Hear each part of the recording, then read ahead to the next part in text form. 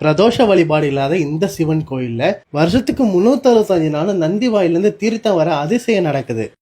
இந்த கோவில் சென்னை கோயம்பேட்டில இருந்து 75 கிலோமீட்டர் தொலைவில் ஆந்திர மாநிலத்துல நாகலாபுரத்துக்கும் பிச்சாட்டூருக்கும் நடுவுல ராமகிரின்ற ஊர்ல அமைஞ்சிருக்கு.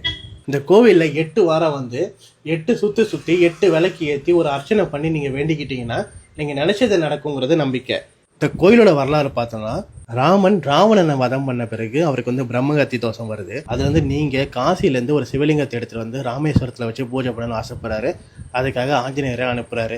ஆஞ்சநேயர் காசியில் இருக்க காவல் தெய்வமான பைரவர்கிட்ட கேட்காம அங்கேருந்து ஒரு லிங்கத்தை எடுத்துட்டு வர பைரவர் கோபம் வந்து சூரிய பகவான் வர்ண பகவான் துணையோட ஆஞ்சநேயருக்கு மிகப்பெரிய தாகத்தை ஏற்படுத்துறாரு. கங்கை தேவி கிட்ட கேட்டு அங்க வர்ற வழியில ஒரு நீர்நிலையை உருவாக்க சொல்றாரு. தாகத்தில் இருக்க ஆஞ்சநேயர் அந்த நீர்நிலையை பார்த்த உடனே அங்கே வந்து தண்ணி குடிக்க வந்து கீழே இறங்குறாரு. கையில் இருக்க லிங்கத்தை கீழே வைக்க முடியாதுன்றனால பக்கத்தில் இருக்க ஒரு சிறுவன்கிட்ட கையில் கொடுத்துட்டு இதை கீழே வச்சிடாதன்னு சொல்லிட்டு தண்ணி குடிக்க போறாரு. அந்த சிறுவன் வந்து அந்த லிங்கத்தை கீழே வச்சுட்டு மறைஞ்சிடறான். மறைஞ்ச அந்த சிறுவன் தான் இந்த கோயிலில் இருக்க காலபைரவர். ஆஞ்சநேயரால் அந்த லிங்கத்தை வந்து கையால் எடுக்க முடியல. அதுக்கப்புறம் அவரோட வாளால் சுற்றி எடுக்க முயற்சி பண்ணார். அப்பையும் எடுக்க முடியல.